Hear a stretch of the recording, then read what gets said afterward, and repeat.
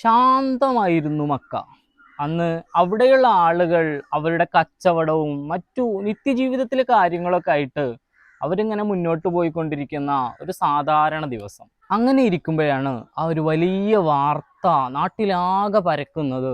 മുഹമ്മദും 1,00,000-ഓളം വരുന്ന അനുയായികളും സർവ്വ ആയുധങ്ങളുമായിട്ട് മക്കയെ കീഴടക്കാൻ വേണ്ടി വരുന്നുണ്ട് എന്ന്. അത് വെറുമൊരു വരവായിരുന്നില്ല, മറിച്ച് പ്രവാചകർ സല്ലല്ലാഹു അലൈഹി വസല്ലമ തങ്ങൾ മക്കയിൽ ജീവിച്ചു കൊണ്ടിരിക്കുമ്പോൾ അവിടെയുള്ള സ്വന്തം നാട്ടുകാരായ ആളുകൾ പ്രവാചകരെ കഠിനമായിട്ട് പൊറുതിമുട്ടിച്ചിട്ട് അവിടെ ജീവിക്കാൻ കഴിയാത്ത വിധം അവിടെ പ്രയാസപ്പെടുത്തിയ കാരണം കൊണ്ടാണ് പ്രവാചകർ സല്ലല്ലാഹു അലൈഹി വസല്ലമ തങ്ങൾ സ്വന്തം ജന്മനാട് വിട്ട് മദീനയിലേക്ക് പോയിട്ടുള്ളത്. അങ്ങനെ മദീനയിൽ കഴിയുന്ന കാലത്തും പ്രവാചകർ സല്ലല്ലാഹു അലൈഹി വസല്ലമ തങ്ങളെ അവരിങ്ങനെ വേട്ടയാടിക്കൊണ്ടിരുന്നു. ബദർ യുദ്ധമൊക്കെ കഴിയുന്നത് ആ കാലഘട്ടത്തിലാണ്. ബദർ യുദ്ധത്തിൽ ശത്രു സൈന്യത്തിന്റെ നേതാക്കളായ അബൂജഹൽ അടക്കമുള്ള വലിയ ആളുകളൊക്കെ മരിച്ചു പോയിട്ടുണ്ട്. ഇന്ന് മക്കയിൽ എടുത്തു പറയാവുന്ന ഒരു നേതാവുള്ളത് അബൂ സുഫിയാൻ മാത്രമാണ്. ബാക്കിയുള്ള വലിയ വലിയ ആളുകളൊക്കെ ബദർ യുദ്ധത്തിലൊക്കെ മരിച്ചു പോയിട്ടുണ്ട്. ഏതായിരുന്നാലും പ്രവാചകർ സല്ലല്ലാഹു അലൈഹി വസല്ലമ തങ്ങളുടെ ഈ വരവ് ശത്രുക്കളെ വല്ലാതെ ഭയപ്പെടുത്തുന്നുണ്ട്. കാരണം ഇന്ന് ശത്രുക്കൾ അടക്കി വച്ചിരിക്കുന്ന സമ്പത്തിൽ ഭൂരിഭാഗവും മുസ്ലിങ്ങൾ മദീനയിലേക്ക് പരിശുദ്ധ ഇസ്ലാമിൻ്റെ സംരക്ഷണത്തിന് വേണ്ടി പോയപ്പോൾ അവർ അവരുടെ സമ്പത്ത് മുഴുവനും ഒഴിവാക്കിയിട്ടാണ് പോയിട്ടുള്ളത്. അതെല്ലാം അടക്കി വെച്ചിട്ടാണ് ഇന്ന് മക്ക മുശ്രിക്കീങ്ങൾ അവിടെ ആഡംബരമായിട്ട് ജീവിക്കുന്നത്.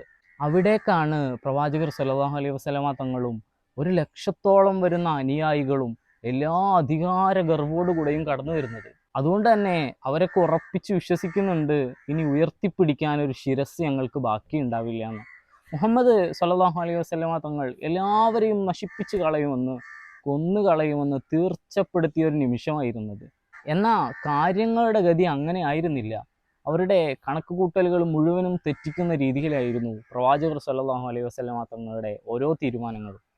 മദീനയിൽ നിന്ന് മക്കയിലേക്ക് രക്തത്തിളപ്പോടെ കടന്നു വരുന്ന പ്രവാചകർ സല്ലല്ലാഹു അലൈഹി വസല്ലമ തങ്ങളുടെ കൂടെയുള്ള സ്വഹാബത്ത് സ്വാഭാവികമായിട്ടും ചെറുപ്പത്തിൽ കളിച്ചു വളർന്ന നാട്ടിലേക്ക് വീണ്ടും തിരിച്ചു വരുമ്പോൾ ഉണ്ടാകുന്ന ഒരു ഉള്ളിലെ വികാരം അടക്കി പിടിച്ചുകൊണ്ടാണ് അവരിങ്ങനെ കടന്നു വരുന്നത്.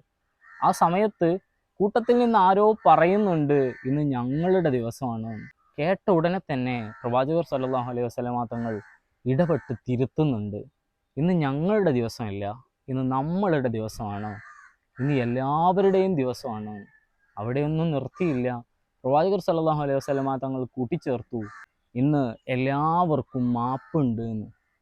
മാത്രമല്ല, നിങ്ങളുടെ നേതാവായ അബൂ സുഫിയാൻ്റെ വീട്ടിൽ അഭയം തേടിയവർക്കും മാപ്പുണ്ട് എന്ന്. അബൂ സുഫിയാനൊക്കെ പേടിച്ച് വിറച്ചിരിക്കുന്ന സമയമാണ്. ആ ഒരു സമയത്താണ് പ്രവാചകർ സല്ലല്ലാഹു അലൈഹി വസല്ലമ തങ്ങളുടെ ഏറ്റവും വിശാലമായ മാപ്പിൻ്റെ പ്രഖ്യാപനം വരുന്നത്. ആ നാട് മുഴുവനും രക്തത്തിൽ കുളിക്കേണ്ട ഒരു ഘട്ടത്തിലായിരുന്നു പ്രവാചകർ സല്ലല്ലാഹു അലൈഹി വസല്ലമ തങ്ങളുടെ കരുണയുടെ കുളിർക്കാറ്റ് മക്കയെ മുഴുവനും പുതപ്പിച്ചത്. സമാനമായ ഒരു ചരിത്രം പിൽക്കാലത്ത് എവിടെയും തിരഞ്ഞാൽ നമുക്ക് കാണാൻ കഴിയില്ല. എന്നാൽ പ്രവാചകരുടെ ജീവിതം പരിശോധിച്ചാൽ ഇങ്ങനെ മാപ്പ് കൊടുക്കുക, വിട്ടുകൊടുക്കുക എന്നുള്ളത് അത്ര പുതുമയുള്ള ഒന്നല്ല. മക്കയിൽ ജീവിക്കുമ്പോൾ തന്നെ അവിടെയുള്ള ആളുകൾ ഇസ്ലാമിൻ്റെ ആദ്യ കാലഘട്ടത്തിൽ പ്രവാചകർ സല്ലല്ലാഹു അലൈഹി വസല്ലമ തങ്ങളെ അതിയായി പൊറുതിമുട്ടിക്കുന്നുണ്ട്.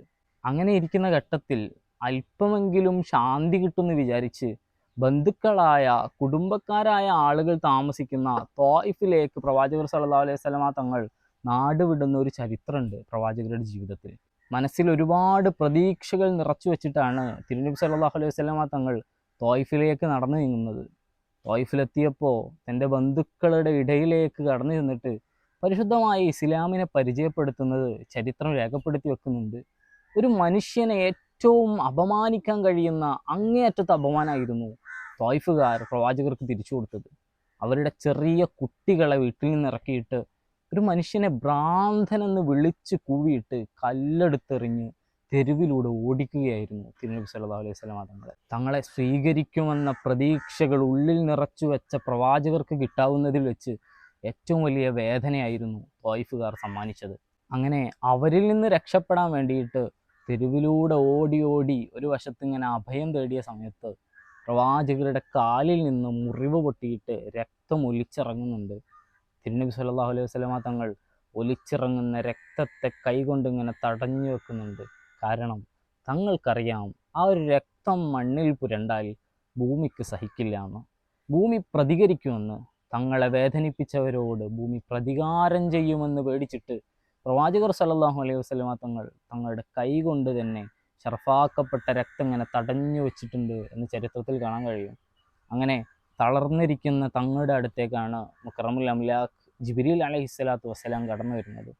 എന്നിട്ട് ചോദിക്കുന്നു, നബിയെ, ആ കാണുന്ന പർവ്വതങ്ങ് മറിച്ചിട്ടിട്ട് ഈ നാട്ടുകാരെ മുഴുവനും ഞാൻ നശിപ്പിക്കട്ടെ എന്ന്. തങ്ങളെ ഒരു സമ്മതം മതിയായിരുന്നു ആ നാട് മുഴുവനും നശിക്കാൻ. അപ്പോഴുള്ള ഒരു മാനുഷികമായിട്ടുള്ള മാനസികാവസ്ഥ എന്ന് പറയുന്നത് ഒന്ന് ഓർത്തു നോക്കുക. ശത്രുക്കൾ നമ്മളെ വല്ലാതെ പ്രയാസപ്പെടുത്തുമ്പോൾ ഒരാൾ വന്നിട്ട് ശത്രുവിനെ ഉപദ്രവിക്കട്ടെ എന്ന് ചോദിച്ചാൽ ഏതൊരു മാനുഷിക പ്രകൃതി വെച്ചും മറുപടി കൊടുക്കുക തീർച്ചയായിട്ടും നിങ്ങൾ ഉപദ്രവിച്ചോളൂ എന്നാണ്. എന്നാൽ തങ്ങളുടെ പ്രതികരണം എന്നത് നേരെ തിരിച്ചായിരുന്നു.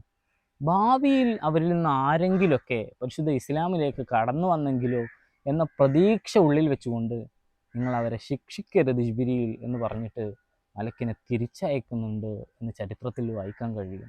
പ്രവാചകരുടെ ജീവിതം മുഴുവനും ഇങ്ങനെ വിശാലമായ വിട്ടുകൊടുക്കലിൻ്റെ, പൊരുത്തപ്പെട്ടു കൊടുക്കലിൻ്റെ ചരിത്രമാണ് നമുക്ക് വായിച്ചെടുക്കാൻ കഴിയുക. പുതിയ കാലത്തെ യുദ്ധഭൂമികളിൽ മനുഷ്യൻ്റെ ജീവനുകൾക്ക് ഒരു വിലയും കൽപ്പിക്കാത്ത കാലത്ത് ഒരു മനുഷ്യ ജീവനെ പ്രവാചകർ സല്ലല്ലാഹു അലൈഹി വസല്ലമ തങ്ങൾ എത്രമേൽ മൂല്യത്തോടെ കണ്ടിരുന്നെന്ന്, യുദ്ധഭൂമിയിൽ പോലും തങ്ങളുടെ നീതി എന്തായിരുന്നെന്ന് പ്രവാചകർ സല്ലല്ലാഹു അലൈഹി വസല്ലമ തങ്ങളുടെ ജീവിതം വായിച്ചാൽ നമുക്ക് മനസ്സിലാക്കാൻ കഴിയും.